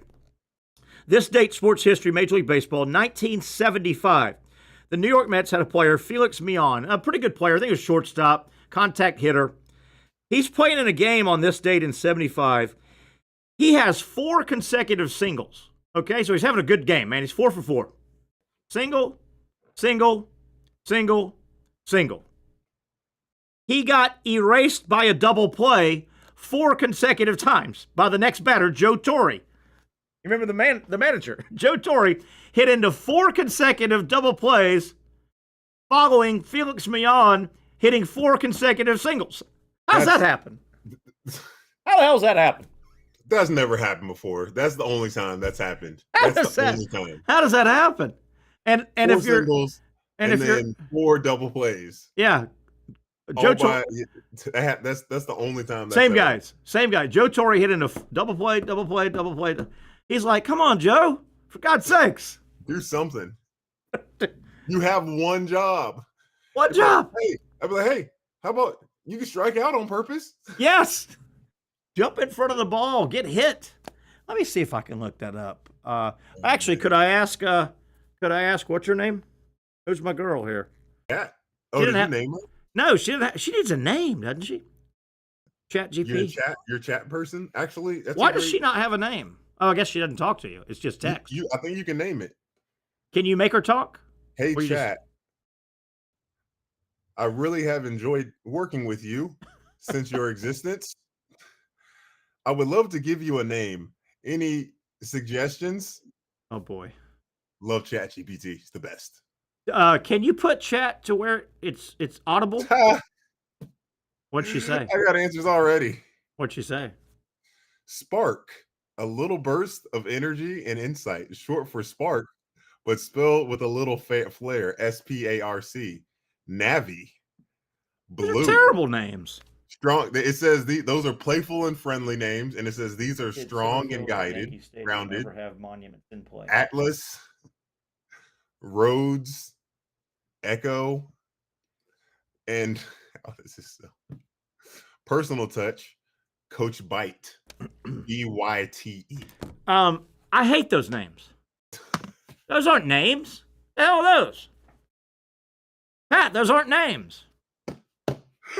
Those aren't names. Oh man. Are you going to answer my question? Can you ever turn ChatGPT audible, where the answers they speak it? I don't know. I think that's probably on the horizon. Because it's an Apple phone and this is through an application. Obviously, Apple's not going to put a foreign like AI to be the main voice operator. Be very interesting to see if ChatGPT. Maybe there are certain devices on the. If a watch, watch would be perfect for me. That's all I need. Yeah. Just hey, blah blah blah.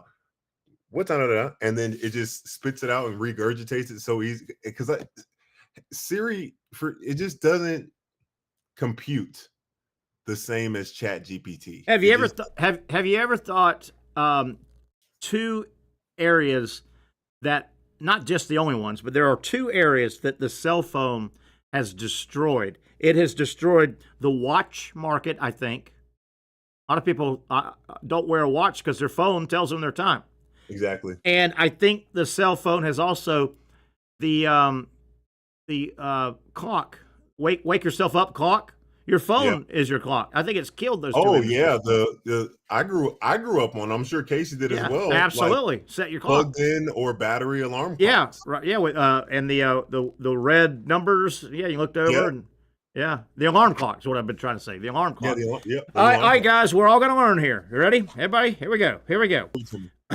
Yes, center field at the original Yankee Stadium once had monuments in play, a unique, famous quirk in baseball history. From the 1930s through the early 1970s, Yankee Stadium had 3 granite monuments in fair territory, located in deep center field, about 460 feet from home plate. These honored legendary Yankees were Lou Gehrig, Babe Ruth, and Miller Huggins, a manager. At the time, Death Valley, as it was called, had such a deep center field that the monuments were placed near the fence, but still in fair territory. Balls could bounce off of them, and outfielders would have to navigate around them. How about that? Yeah, I mean, the first question, I'm sure all of us were thinking, like, how often did balls go out there, and what do the rules have?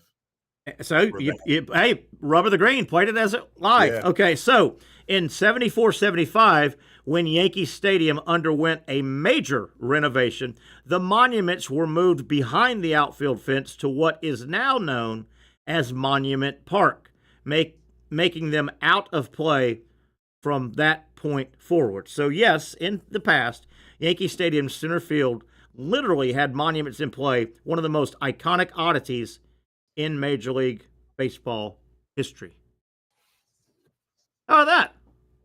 That is very good. Good stuff. Casey, how about that? It's great.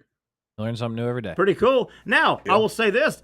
This has been wiped out, but wasn't it recently, Casey, that Houston had a hill in the outfield? They did. Yes. Yeah. Remember that? They had the hill in the outfield. I went in 2003. My dad took me to the All-Star game. Is that right? Yeah. Really? And yeah, I got a ball. Still got it somewhere. But yeah, I always thought. And man, so they might have. It might have been that stadium. You guys help me out, or another stadium. There was a light pole that was in play. A very recent stadium. It might have been that where the hill was at. The light pole came down, and it was in the grass, in the field. Look it up. I'm telling you, a light stanchion. You know, the pole. Don't you laugh at me, Patrick Young. I can't help it. I'll come right through that screen. I will. I'll look that up. I think Minute Maid Park. Terry, isn't it better if I laugh in your face? I guess you're right. Than behind your back. Correct. Okay. I'll just do both now. Thank you. I appreciate that. Let's take a break. Brent Beard's ready to jump on. We've got Brent Beaird coming on, and we've got Major League Baseball news and notes from the weekend that was kicking off the second half. That and a whole lot more. Stay with us here on the Young Norvelle Show. At Southeast Orthopedic Specialists, we know pain and injuries can stop you from doing what you love. This is why our board-certified orthopedic specialists offer the latest in both non-surgical and surgical treatment options and create a treatment plan tailored to your unique lifestyle and goals. So, whether it is a sports injury or that nagging pain that's keeping you from doing what you love, our team has the right treatment for you. For more information or to schedule an appointment online, visit our website. You really got to hand it to him. Hold on. The previous play is under further review. I'm not sure what he could review, but okay.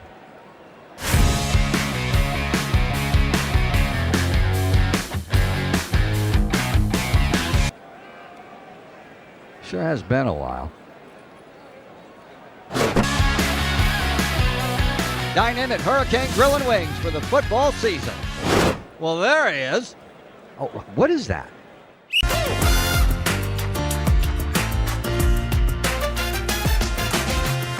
Empower a future, inspire a dream. It's a bold but simple mission for the Jacksonville Police Athletic League known as Jags PAL. Help the next generation of kids in Jacksonville shape a brighter future. Their after-school programs, teenage leadership programs. There's community outreach. It's been just an awesome opportunity to be out here with my colleagues and do something good for the community. It's really been an interesting opportunity to just see everybody work together in a way that we don't normally in the office. And there's sports.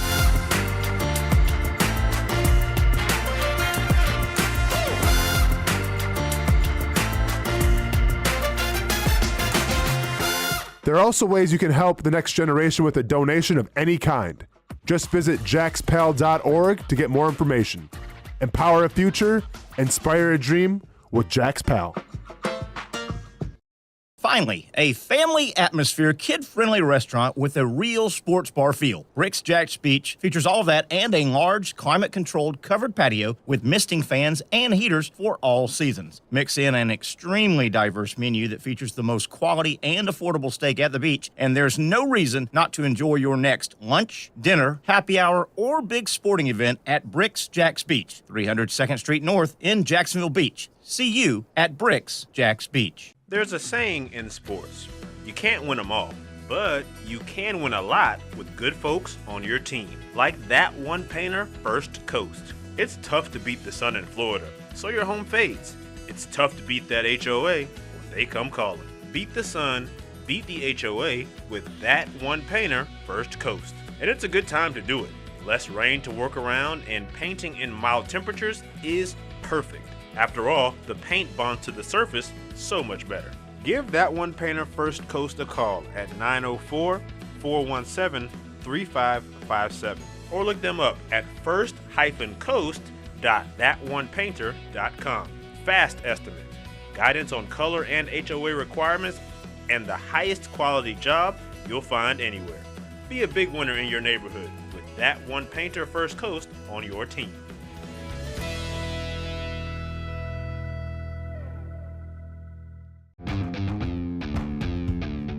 When you think sports, you think Action Sports Jax, the official station of the Jaguars, on location for every game. But the most experienced team in town doesn't stop there. From high school football to the big events in the area, Action Sports Jax is always on. Now, we take that to a new level. Action Sports Jax 24/7 is around-the-clock coverage of the teams you love and the moments you can't miss. The best local sports in Jacksonville on Action Sports Jax 24/7. Right back into it here as we're about 30 minutes away. Brent Beaird coming up in about 5 minutes. Terry Norvelle here at the studio with bringing you Action Sports Jax. Pat, real quick, we're going to get Brent Beaird on in a moment, but I got some Major League Baseball. You know, the second half got started on over the weekend, Friday, Saturday, Sunday. A lot of stuff to get to real quick before we get Brent. Patrick, how about the Rockies? I'm so proud of the Rockies. You realize the Rockies, they started 2-0. They won 2 of 3. They were 2-0 in the second half. They should have just stopped right there. They should have just shut it down. They should have. Yes, they should. Milwaukee, how about, boy, they are red hot. They have won 10 in a row. They are now tied with the Cubs. Boy, they are playing good ball. Don't look now. Are you a fan of their logo? No, I've always hated it. Me neither. Always hated Milwaukee. And it supposedly is an MB for Major League, MLB. Yes. It looks stupid. I've never. It's a glove. Like I see what they did there. It's never popped. They should have changed that. How about the Braves being the Braves? Saturday night, the Braves hosting the Yankees. The Braves blow a 5-0 lead. They lose 12-9 by giving up a grand slam in the top of the ninth, and they were ahead 5-0. Come on, Braves. Was that game 1? Game 2. That was game 2. They won game 1, though. Yes, they won game 1. The Yankees. The Yankees. Acuna, that throw. How about that thing? But that guy makes it if he slides. Yeah, that was. He got narked. That ball was exactly where it needed to be from 301 feet away. Yeah. Like a surgeon couldn't be more precise. What a throw by Acuna and the poor base runner. I don't know if his third base coach was not helping him or he was just dogging it. But I'm sure his coach at some point he's watching. Give him the downtime. Give him down. What else was the third base coach doing? Hey, my boy Caglione had a 2-run double yesterday. Here we go. He's picking it up. He 1 for 4 again. He hit 2 home runs in back-to-back days. So he went 4 for 4. No, 1 for 4, 2 home runs the other day. Nice. Back-to-back games. Back-to-back games. Don't look now. Boston, boy, they dropped 2 out of 3 quickly. Seattle took 2 of 3 from Houston, and the Dodgers are again scuffling. Really, they're bouncing around, not playing good baseball. As a matter of fact, the Dodgers are moving Mookie Betts to the leadoff spot to try and get him going, and that's Ohtani's spot. But Betts has really been struggling. He's not hitting well. No, just not. I saw Ohtani. I don't know if he got his first start in terms of like full go. Yeah, but he got 3 innings the other day. Yeah, he's stretching it out now to 3. He's going to go 3 again. Last night I watched about 2 innings of the Sunday night baseball game. It was Texas Rangers and Detroit, and your boy Scooble was on the mound. If you hadn't seen the lefty for Detroit, he is nasty. He's as good as there is in Major League Baseball. He's as good as it is, huh? He really, he's got multiple pitches. He commands. He can put the ball where he wants it. I will say this. The Rangers, I don't see them all the time. Last night, they wore their all powder blue uniform and powder blue hat. It was the deal now. That was a good. Did you see uniform. the Phillies alternate against the Angels? No. How'd it I look? wasn't a fan. It's all blue, not like a gator blue, a kind of dark teal. I was just like, who is this? Yeah. It probably would have been a good game. I just couldn't watch it. I'll say this: Kyle Schwarber, he's one of my favorite hitters. I like him too. It just didn't look right on him. Yeah, he's got a nice swing. Like he was in like he's got a baseball bat in his hand, but he should be at a cornhole convention somewhere. Hey, Schwarber's got a good swing, doesn't he? That is a nice baseball swing. He sees it's not just a swing, but I mean, he sees the ball so well. He really does. He knows the strike zone. Really hit. Gosh. Hey, don't look now. Tonight, how about this? Starting a 3-game series tonight. Yankees at Toronto. Toronto leads by 3 games. Oh, wow. Toronto, the Blue Jays really playing. Do you have the baseball channel? Will you be able to watch? No, I don't, unless it's on one of the I don't have MLB Network. Yeah. Or anything. I just get lucky with ESPN or the broadcast here and there. Fox will have one. Another pretty good series. We've got 3 series I'm really interested in that are starting tonight. Yankees at Toronto. That's a big one. That is a big one. Toronto chased the Yankees down in the first half. We've got Milwaukee at Seattle. Milwaukee red hot. Seattle. New York didn't finish that second half of No. They didn't finish strong. Not at all.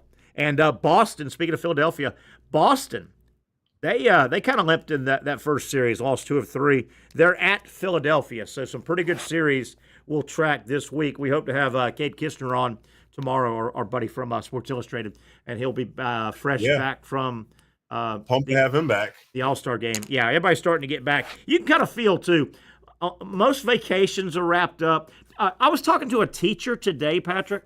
A teacher today told me school generally starts August 11th. Isn't that crazy? August 11th. She's got to report. She's got to report the 4th. I think they start the first week at Providence. Yeah. Speaking of, still a couple weeks left for your basketball camp. So if you want to get your basketball player in camp before tryouts for middle school, tryouts for high school, or just work on that game, you can still contact Jacksonville Basketball Academy. Jacksonville Basketball Academy. Look them up online. Google Jacksonville Basketball Academy. All the information. Plenty of time. A couple more weeks of camps. Yep. You'll be glad you did. Your basketball player in your life will be glad you did. Yep. Coach Martin runs a really good camp. And I'll say, if the group training might not be there, but there is individual training options for your players. So then still time to do that while in school. So the summer camps might be coming to an end, but the ability to still work on your game is not going away. The teacher I talked to, going back to how obviously the camps are starting to wrap up. School starts August 11th, and there could be some fluctuation, private schools here and there, but generally school starts August 11th. The teacher I talked to today said she has to report teachers August 4th. I mean, didn't they just go on vacation yesterday? Yeah. It feels like. And I feel so bad. My buddy Matt Santoni, who he's someone that you'll meet if your trial's at JBA, and also the head coach of the JV squad. Like he hit June is the worst month of the year for him. Is that right? Because he's got AAU basketball, the camps, all that stuff. At least school is over. Yeah. At least. Yeah. In July, he gets a little bit of a time. Him and his wife always take a trip or do something. And then he's got a report actually Monday. Ain't that something? Isn't that something? Oh. It feels like the kids don't get any summer out.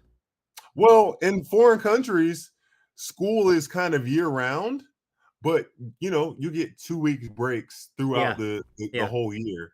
It is kind of weird when you think about it. Like, as a parent, Terry, you could have your schedule plan and routine for one certain time of the year, your job stays the same, but now things change now that your daughter doesn't have school. Sure. It's a concern. You got to do something with your children, you know? What'd you do? I'm sure you were a fun dad. Well, we did camps. We did hell, I put her in a basketball camp one summer for 3 weeks. Yeah, but cheerleading camps, after, just different things. There was just it seemed like there was always something going on. But no, I put her in a couple camps during summers. I bet you would have made her play flag football if you were raising her up again now. I would. Yeah, she would have enjoyed that. I'm not sure. Do we have Brent Beaird on? Mr. Beaird, I think, is there. He is. There he is. Hey, buddy, how you doing? I'm doing all right. Good to be on with both of you as we now head into the last couple of weeks before college football starts. Absolutely. Brent, I don't know where you were at over the weekend, and I can ask Pat or get Pat's opinion. I thought yesterday about 3:30, I get home, was watching some of the golf with some friends, got home, let Penny out. I thought it was as humid as I can ever remember. It is nasty out there, isn't it, boys? Yeah, it is. We got a little relief because of the rain today. So, but players are about, and see, the problem is right now is can these guys behave the next 2 weeks? Yeah. Before they begin camp. So I know they're trying to get it all in, but man alive, I just don't know. Florida had one step out. Georgia had one step out. I'm glad you just said that, Brent. It reminded me, what was it, 2 or 3 days ago? The Ole Miss terrible. Died in a gunshot. Senseless, yeah. Yeah, it really was. Absolutely senseless. Guys, I got a couple topics, and Brent, you may have a few. We got about 15, 16 minutes here or more. I thought an interesting story came out of Memphis, the Tigers athletic program. Did you see the deal? Memphis supposedly has put together, went to some of their sponsors, and supposedly they ponied up commitments, and you're talking big sponsors, FedEx and a couple other ones that you would know, big boys. Supposedly, Memphis, the athletic department at Memphis, ponied up, got commitments from about $200 million worth of sponsorships. And Memphis went to the Big 12 and said, hey, if we hand you this $200 million sponsorships, we want in. And the word is they said no. And I don't blame them. The money at some point will run out. If it's the wrong choice, it's the wrong choice. Yeah, right? But yeah, the Big 12 said, oh, that's great, but no. Brent, had you heard that? It just broke, I think, today. I hear what they said. But at the same time, if they've got that money coming, it'd be hard to turn them down. Yeah. But I think they're thinking long term. 30 years from now, what if Memphis is not the right fit, and they're stuck with it because it's hard to get somebody out of your conference because they're going to sue you for bloody murder. You know. But I thought that was interesting. Speaking of players stepping out a little bit. Again, this is a serious topic that I don't want to make light of the issue, but boy, BYU is over a barrel right now, I think. Their pretty good quarterback, Retzloff, he has left, and he's a good player, and BYU is good. BYU with that quarterback, he had some sexual charges against him that were dropped by the girl. But both the girl and the quarterback, former BYU quarterback Retzloff, they both admitted they did have sex the night in question. Yeah. So BYU has being a Mormon school, they have a no sex before marriage by law, and they were going to suspend him per their bylaws for about 7 games. So he's transferred out. BYU is a team that with Retzloff, I think they're a really contender to win the Big 12. But without him, and boy, this is awfully late to have to replace a quarterback right now. All you can do is your roster. What's on your roster? And look, here's the thing about Redlaw is he would have been the first Jewish quarterback in BYU history. Oh, wow. Which would have also been interesting. But I mean, and he's a nice player. Wow. Completed 57% of his passes, 20 touchdowns and 12 interceptions, and that's not great. But to Terry's point, man alive, if you're having to replace your main guy right now, you're 2 weeks from camp, you're in trouble. Yeah, and Pat, I saw where, and he played for him last year. He was good last year. I mean, BYU was good. They're supposed to be good this year, and he was good. He accounted for 66% of their offense last year. Yeah. And all of a sudden, he's gone, and there's no real transfer portal now. You got to go with the guys that are on your roster, and they've got nobody with any experience. A tough blow for BYU. Tough blow. Yeah. They've got a guy named McKay Hillstead who's only a sophomore, but oh man, a guy like that gets hurt, you got a real problem for the year. Yeah, you really do. Brent, I was gonna say, obviously this is a little bit different than the coach choosing the organization over a person with what happened at Tennessee, but they had a decision to make as BYU. That's what they believe in. That's what you sign up for when you go there. Yeah. And they had to stay true to their standards because I couldn't imagine the backlash. Yeah. If that was publicly known and they did nothing about it. Yeah. Brent, I can't remember if we visited Friday or not. I know you were tied up most of the week in Atlanta. Did we visit since the SEC predictions came out? I don't remember. It was a quick touch on, shall we say? Yeah, I think Patrick and I agreed. We didn't see anything. Florida 6. That's a good starting spot for them. With they were 8-4. It wasn't like they were 12-1. I think that's a nice spot. I would have probably picked Tennessee, Texas, preseason. Georgia right behind them. I thought that was right. Alabama right there. I didn't have a whole lot of problem with the 16 order prediction. Well, see, the good thing of what's different now is it really doesn't matter who wins. No, really not.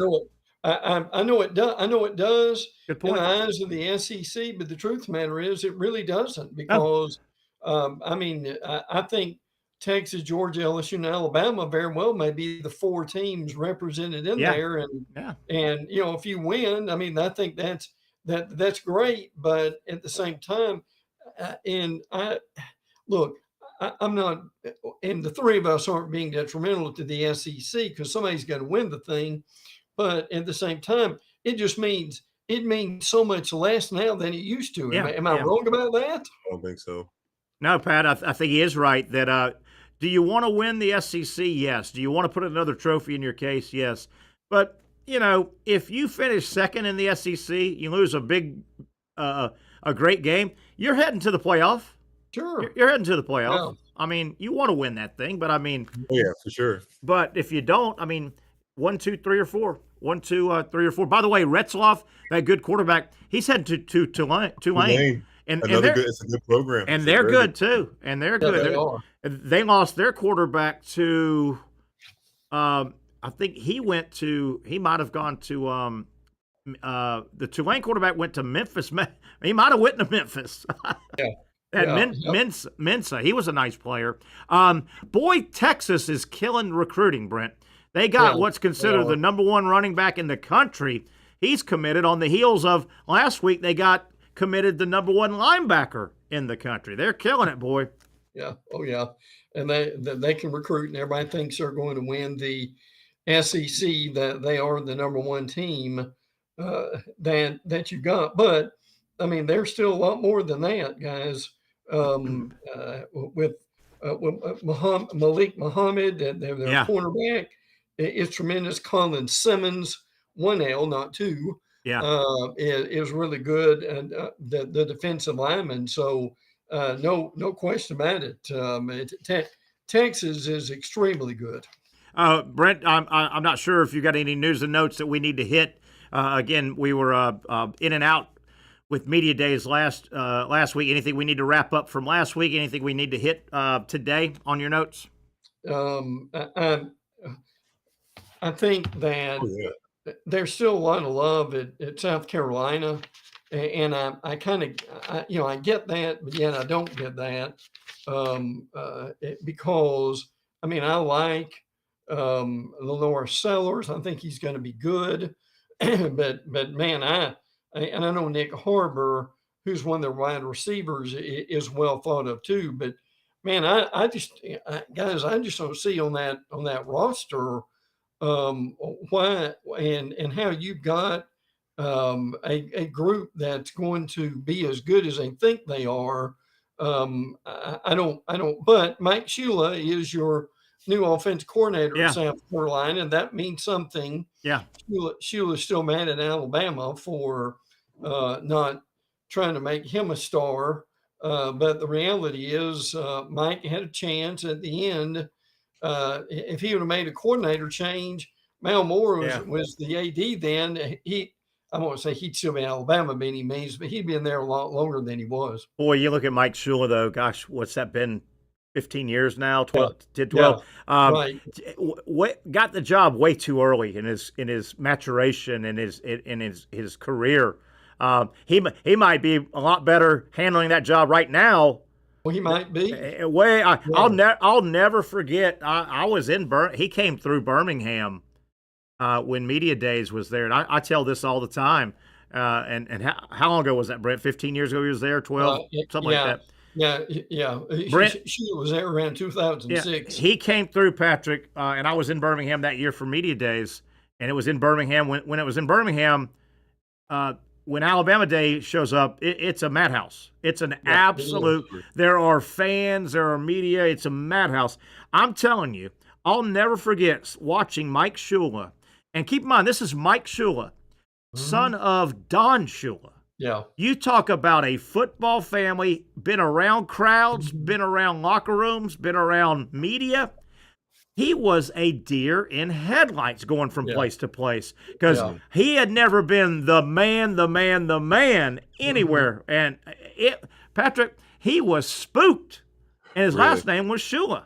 Yeah. Gosh. It was crazy. Brent, the farewells have kind of started with Lee Corso. I've seen online, I've seen a lot of stuff put together, videos, and way back when he first started with the headgear, and even when he coached, the farewells. It's going to be an emotional final day for him. I'm not trying to run this next guy out, but how he won't go this year because he doesn't want to be upstaged. How much longer does Paul Feinbaum sit in his seat? How much longer do you think he wants to do that? He works hard, man. 4 hours a day is hard. And then for that group of people, for that audience, yes. And then football season, he is really taxed. But aren't we in the final few years probably of Feinbaum? Yeah, we are. I think that's fair for Paul. To say that Paul has reached what he's done. The question is, who can replace him? I think that's what they're looking at. Is it would be the possibility of replacing him, and that's what would be so hard. But at the same time, I mean, Paul.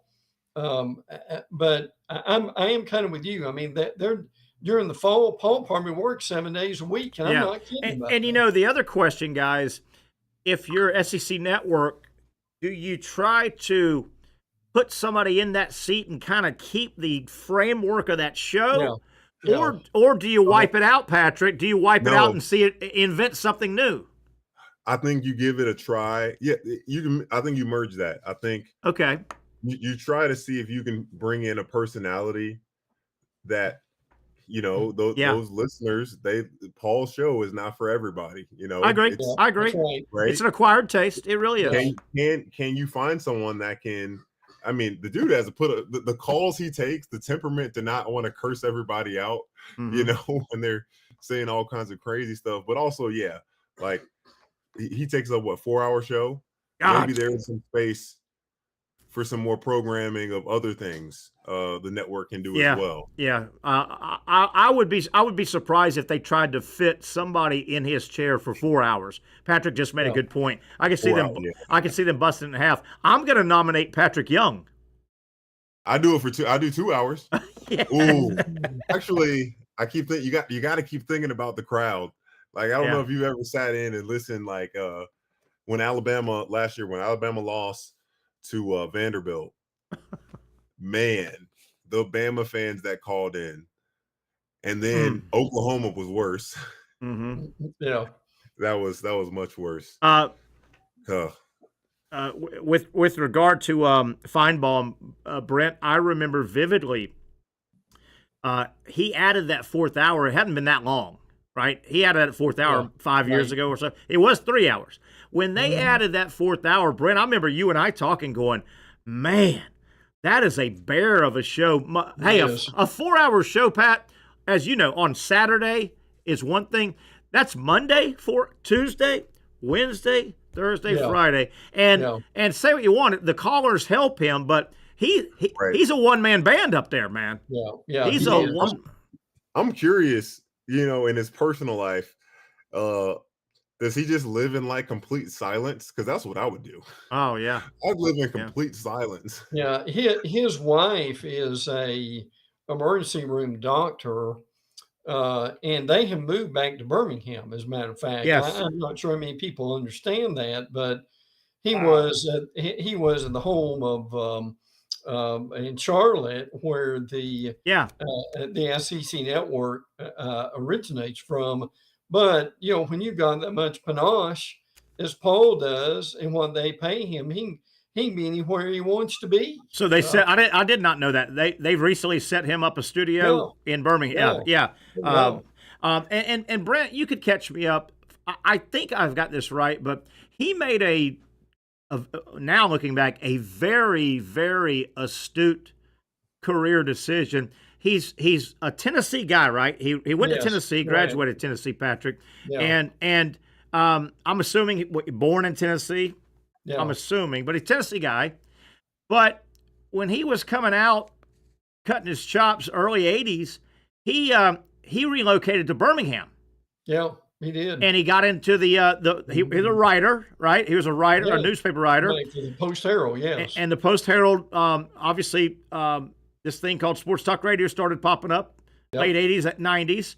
And but he made I think at the time he thought his bread was going to be buttered with Southern football and Southern sports. Yeah, absolutely. And I think he made a very astute. Tennessee wasn't top of the level Tennessee in the early 80s. He said, let me go to Birmingham. Let me hitch my wagon to the SEC and the passionate Alabama Auburn world. Yeah. And I think that thing paid off handsomely for him, didn't it? Oh, it did. I mean, Paul makes easily over $1 million a year. I would say like $6 million a year. Yeah, probably. I bet he's in the $5 million range easy. Oh yeah. He would be. But I mean, it's still a lot of the same thing. Now I get really fatigued with the callers. Oh, I do too. Yes. I do too. I don't have any desire for that, but I'll tell you, when he is talking to a coach or another member of the media, that's when he really excels. And Pat, I think Pat's been on his show a bunch. Yeah, man, he's forgotten more than I wish I could remember. Yeah. He's one of those guys. He's a treasure trove, the back of that mind. He is. He's a small guy. He's a really small guy. Yeah. Is he? I didn't realize that. And I was like, man, that's Paul. Yeah. And in a weird way, he's a funny looking little guy. I mean, he'll tell you that he's a funny looking little guy, but he's carved out a niche and a look, Yes. And he stuck to his guns. That's that old school, wear a tie in the press box kind of thing. And it's kind of refreshing if you ask me. Mm-hmm. Yeah. Yeah, but again, as long as he has somewhat of the people that he's got with him, but again, Paul has got to be near 70 at this point, Yeah. And I'm not saying he couldn't still do it for another 2 or 3, 4 years, but I would be surprised. I would be surprised. Hey guys, we got 1 minute left. I hope he stays. I can take his show in small doses now, very small. Yeah. But I hope he stays. But I would be surprised if we don't hear he's going to do his retirement tour 2 years from now, 3 years from now at the most, at the most. And he'll do a year, don't you think? He'll make an announcement and they'll parade him around. And he'll do his Friday shows on location. Yeah, he'll go get all the rocking chairs handed to him like they all do when they get retiring, right? But if he keeps making the money he's making, he might not want to retire. Yeah. I feel like maybe if you're Paul, well, and this is me speaking at my age, I'm telling them, hey, y'all gonna have to fire me. I understand. Yeah, but he's probably got grands and great grands and all that. So, all right, gentlemen, good way to kick off the week. Man, we had a lot of different topics: baseball, college football, NFL, some crazy gambling and card shows and stuff. All kinds of crazy stuff. One down. We got 4 more days to do it. Stay with us. We'll join you again tomorrow live from Hurricane at Jointa Creek for the next edition of the Young and Norvelle Show. Have a great rest of your Monday, everybody.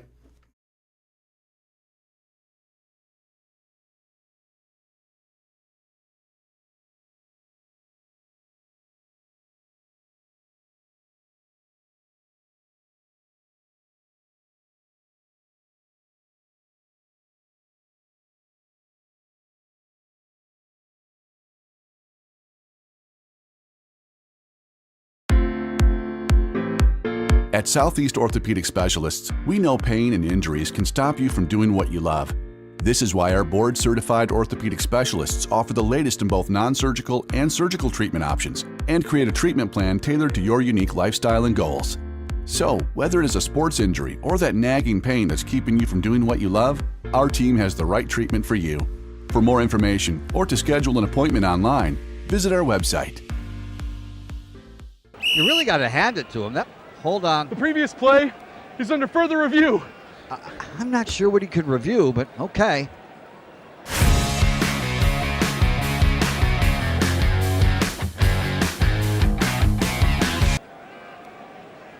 Sure has been a while. Dynamic Hurricane Grill and Wings for the football season. Well, there he is. Oh, what is that?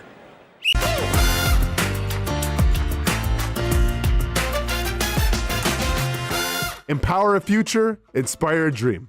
It's a bold but simple mission for the Jacksonville Police Athletic League known as Jags PAL. Help the next generation of kids in Jacksonville shape a brighter future.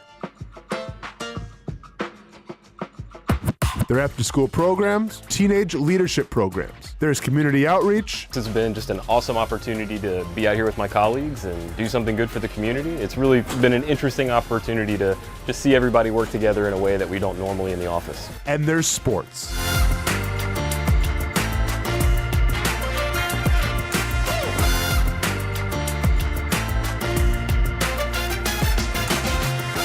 There are also ways you can help the next generation with a donation of any kind. Just visit jaxpal.org to get more information.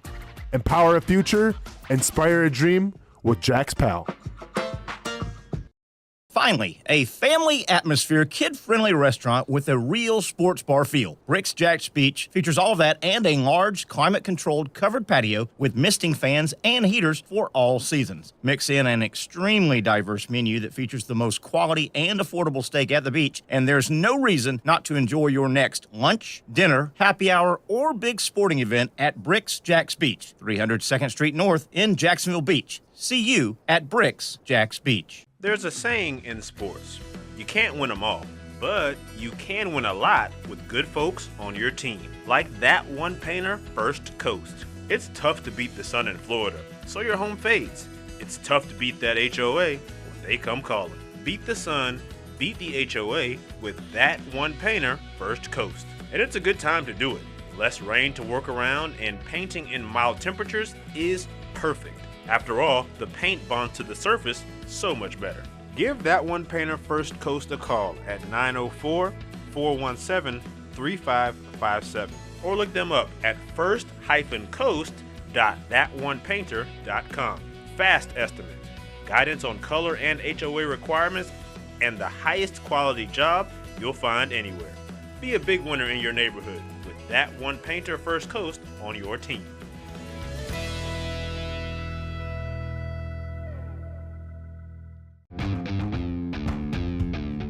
When you think sports, you think Action Sports Jax, the official station of the Jaguars, on location for every game. But the most experienced team in town doesn't stop there. From high school football to the big events in the area, Action Sports Jax is always on. Now, we take that to a new level. Action Sports Jax 24/7 is around-the-clock coverage of the teams you love and the moments